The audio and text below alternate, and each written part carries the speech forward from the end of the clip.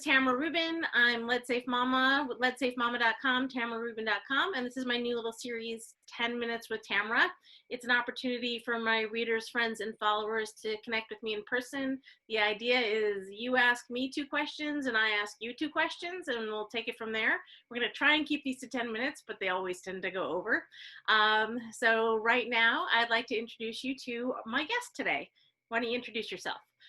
Hi, I'm Marcia Escobar. I live in Lebanon, Tennessee. Okay, great. So do you know what your questions are already? I do. Okay, start with your first question then. Okay. Well, having been newly diagnosed with lead poisoning, my biggest question is, could it be that my kids could be lead poisoned, since I was most likely contaminated many years ago, and then pass this along to their kids, who are, of course, my grandchildren? Okay, so that's a really complex question. First part of that is, was your diagnosis through a blood test or a urine test or a hair test? Both blood and urine. Okay, and are you willing to share what your blood level was, or do you know what it was? Yeah, and I really don't know how to really determine where those markers are, except that the post-provocative urine was high. So the on the blood level it was 0.71. Okay, that's and then I'm sorry, it's what? That's useful information. Most people don't have a number that low and accurate with that level of specificity. Okay. And then so on my post-provocative urine, it was at 11. Okay. So let me tell you a little bit about what I know. And first off, I'm not a doctor. I think you know that. Sure. You got these tests from your doctor and you're just talking to me as an advocate, and I get these questions a lot. So the important thing to know is the the average background level of American women of childbearing age right now is about 0.43. So anything over that is above average. And even those low levels have been found to cause health complications. They were specifically studied by Dr. Abito at Tulane in New Orleans. She looked into the related birth complications, infertility, and other implications of population levels of lead exposure in women of childbearing age. So that's the first study that was done to try and determine whether or not there was any medical implication of levels that low. And she found a definite correlation between infertility, negative birth outcomes, complications with pregnancy, and these low population levels of lead exposure. And so the fact is your blood level is almost twice as much, not quite, but in the range of almost twice as much the population average. I'm looking at your house behind you. It looks like you live in pretty much new construction house. I can tell that from the fact that there's no crown molding, and the trim on your doorway looks brand new. You looks like your house was probably built somewhere between 1980 and 2000. Am I right? Or 2008. Okay, so in that range, you can tell. So that's a good place to be. And that's great for your grandkids and kids and all of that. Do you already have grandkids? I do. I have 5. Oh my! Yeah. How old are the grandkids? How old are my grandchildren? I have almost 12-year-old, an 8-year-old, a 7-year-old, 4-year-old, and 2.5. Wow, that's amazing. You're so young to have all those grandkids. We have about the same amount of gray hair. So the good news is you're in a new construction home, which is wonderful for your children and your grandkids. So moving forward, there may or may not be concerns in your home, but you're in a really great place where if you found a concern in your home, it would be more likely to be decorative elements or consumer goods with lead than it would be the actual home itself. So then back to your question about the implications on the health of your children and grandchildren.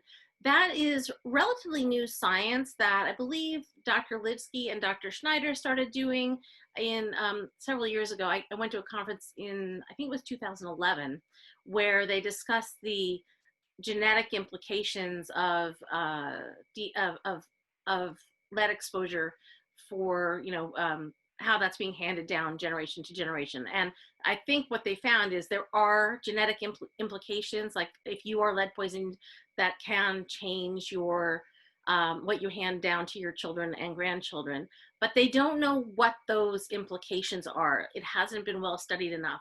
They don't know what health impairments it causes, and you know, what the specific levels that an adult might have had as a child might cause in terms of the health impacts on their children or grandchildren. So unfortunately, I can't answer that question with any more specificity, except say you could do some research and look up the work of Dr. Schneider and Dr. Ritzky. And that was, again, that's almost 10 years ago now. So there's probably other people who have done additional research on that subject. So, you know, we're showing population shifts based on background lead exposure, but we don't know exactly what they look like. And the main impact for you as a woman who had children might have been that you had complications with your births. Maybe that didn't happen, and maybe it did. Did you have any? No, none. This all just started happening back at the beginning of March. So I had like absence, like episodes that they thought I was having a stroke. So, long story with all of that. And yet I've gone in to my naturalistic doctor as I needed to, and have been diagnosed with Lyme disease and lead poisoning and mold toxicity. So, and I don't know how many of those things go hand in hand with each other along the way, but that's so all of this is new to me. So one thing I know from my experience as a mother of lead poisoned children is that there's that MTHFR gene mutation, and some people have a single-sided and that some have a double-sided. I don't quite know all the correct language to use around that, but what my understanding is if you have that genetic issue, then you have trouble with detoxing. And what I'm finding is that a lot of people who test positive for Lyme disease and lead exposure also have this MTHFR genetic mutation, and it's all about detox pathways. And I'm not going to get into the details, especially since it's a short call, but also because I'm not a doctor and I don't know all the implications, but I think it's worth looking into. My son, Avi, who's 15 and was lead poisoned when he was 7 months old, was diagnosed with the double MTHFR. And the nice thing about that is that it's considered not woo-woo. It's considered a Western medicine concern, in that my doctor ordered my children to have that test, and it was covered by insurance. So you know, if it's covered by insurance, that's amazing, right? That it's mainstream, at least in terms of how people perceive it. And then the other piece of that is that the hair and urine test that you're talking about.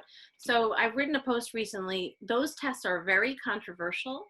And the main reason they're controversial is because there hasn't been enough scientific study of what the levels mean and what the numbers mean in context to other people and their numbers.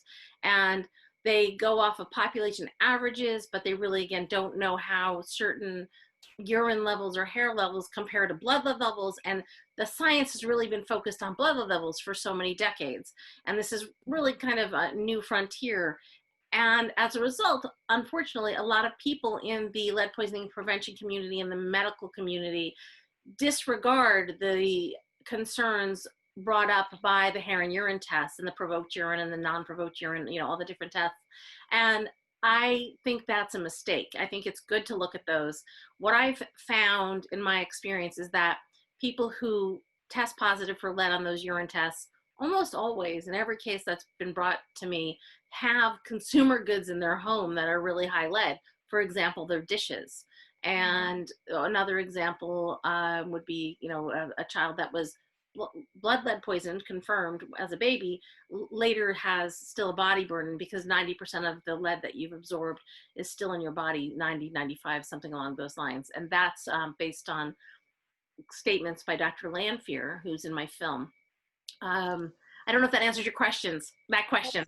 So still after treatment with what you just said, the body burden can still remain at 90 to 95%? So lead biomimics calcium in biological structures.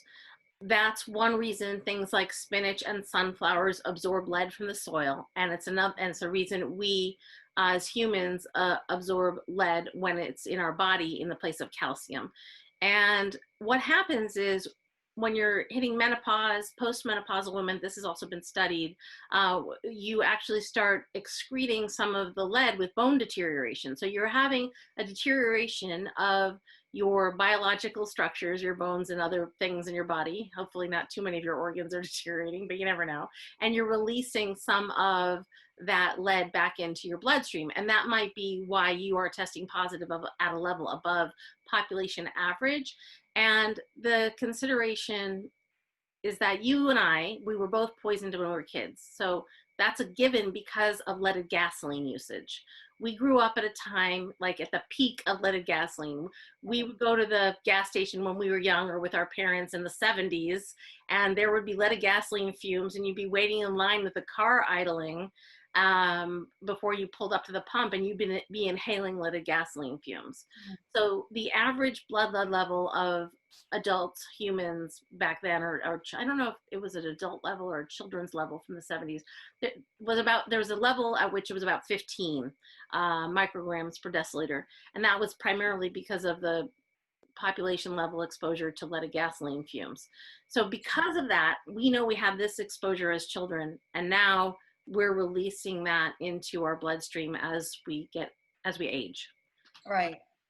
So that said, there the science and experimentation by naturopathic doctors trying to resolve this body burden of lead that so many of us have is very it's new, but one of the things that I found in my research was this study about garlic. And garlic is a great natural detox. They did a study where they fed a bunch of chickens lead, and then they had two groups, a control group, that one group they fed garlic and the other group they didn't feed garlic. And then they tested the tissue of those chickens afterwards. And the chickens that were fed garlic actually were able to detox a lot of the lead that was in their tissue. Oh. So that's exciting, right? Yeah. What kind of options has your naturopath given you to deal with these levels you found? Sure. I'm doing chelation once a week for 15 weeks. Every third one is where my minerals are restored. But I've seen significant neurological advantage to it. Major. I mean, I was consistently having these seizure-like absence-like episodes that were showing up non-brain activity on EEGs, and but I'm actually able to carry on a conversation I wasn't able to for a while. That's amazing. It's controversial. Chelation is really controversial. And the reason chelation is controversial is because once you're mobilizing the lead that was stored in your bones through any chelating agent, you're redepositing that into your blood. And then it's possible that it can be reabsorbed into any structures that are deficient in calcium. And as a postmenopausal woman or in a hitting menopause woman, you're likely to, your body's looking for calcium to fill the deficits. And this is my understanding. So I know a lot of people have seen quite a lot of benefits with chelation, and I'm still a little skeptical just because I try and base any recommendations I share with families on stuff that's been really well studied. And I'll send you the link to the post I wrote about urine and hair testing and some of the posts I've written about chelation. But the one thing I always say to people is you can't go wrong with food-based additives to your diet, like garlic, raw garlic, cooked garlic, add all the garlic. It's been proven to be effective, and it may or may not help your health problems, but it can help. And it was what our grandmothers told us to do, right? Exactly. And I'm on a low inflammation diet to go along with all of this. Yeah. So the other thing I want to say in response to that is to you and to everyone who's doing chelation or having this kind of issue come up later in life, please be careful about supplements, because pretty much all supplements have lead. And a lot of supplements have Prop 65 warnings because they specifically are known to have unsafe levels of lead per the state of California. Others don't or aren't sold in California or are coming direct from China. So if you are taking supplements, question things, even if your naturopath prescribes them. Our naturopath prescribed something for my husband, and my husband said, "Does it have lead?"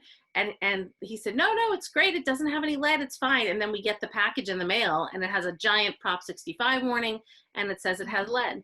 So, naturopaths aren't fully aware necessarily, and a lot of doctors aren't aware of the potential contamination of supplements. And what I recommend for families in that area is to look at the white papers, the data sheets for the product. So most companies, if you call them and ask them for the testing that they've done, then they'll be able to give you what testing they've done and have they tested for lead, down to what level, because the last thing you want to do is add lead back into your system while you're trying to chelate.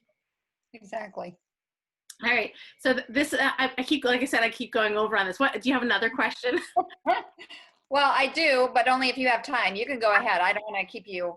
No, I have time. Let's. Okay. Well, so here's a question. I was watching your Miss Lead movie, and I see you going into all of these lead exposed houses and atmospheres. And so I'm just wondering how you're not continually getting recontaminated yourself. Oh yeah, well, I don't stay at those places. That's number one, and number two is I just do what everybody should do. If you go into a lead contaminated home or a home with peeling lead paint, wash your hands thoroughly, and you know be careful. I get that question quite a bit actually, and I'm hyper vigilant about the spaces I allow my children to go to. I don't worry about it. Like people say, "Oh, well, my mother-in-law's house has lead, and I'm nervous, and I am afraid for my kids." I'm like, "Don't be afraid. Just tell your mother-in-law your house has lead. Please get a lead hazard inspection. Get the lead taken care of, and then we can visit." That's what I did with my mom when I was concerned that there was lead in her house. It turned out after she got a hazard inspection, there wasn't lead in her house.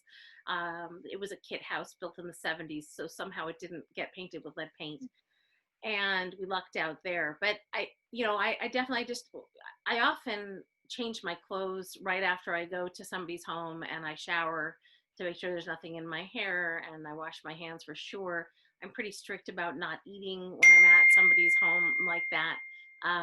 It's really important to, to, to stay on top of all that. And the interesting thing is now with COVID-19, people are washing their hands all the time anyway. So, you're getting this indoctrination into behaviors to maintain your health that also help counteract lead exposure.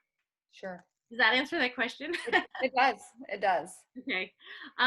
So let's see. Did you have did you live in an older home? Like growing up, where did you live? Yeah, I mean, I grew up I was born in 64. So, I grew up in older homes. I grew up on a farm, so we were out in the soil all of the time, we were gardening and we were playing in the barn playing in the barn all the time. So who knows? I mean, I'm sure I was exposed continually to lead. Went to an old school, drank out of the faucet that you went like this to get the water going, Oh, wow. In Tennessee or? No, in Ohio and Wisconsin. Okay. Yeah. So yeah, the interesting thing that I share in the film is that a lot of the paint that's deteriorating now wasn't deteriorating when you and I were kids. I was born in 1969, so you're just a couple years older than me.